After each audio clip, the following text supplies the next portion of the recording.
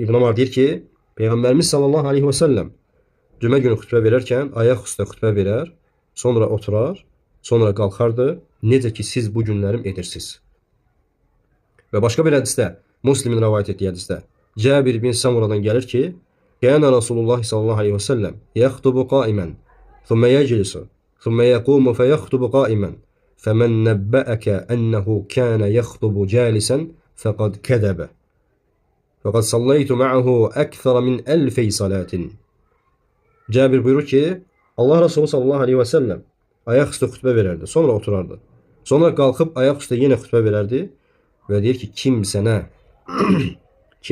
desə ki, xəbər versə ki, Allah Resulü otura-otura xütbə verib, fəqad kədəbə, yalan danışır. Fəqad sallaytu ma'ahu əkthara min əlfey salatin. Mən onunla bərabər Allah Resulü 2000-ə yaxın, 2000-dən çox namaz qılmışam. Yəni bu məsələnin təkidindən xəbər verir ki, bax mən nə qədər Allah Resulundan birlikdə bir yerdə namaz qılmışam. O heç vaxt oturub xütbə verməyib. Bəli.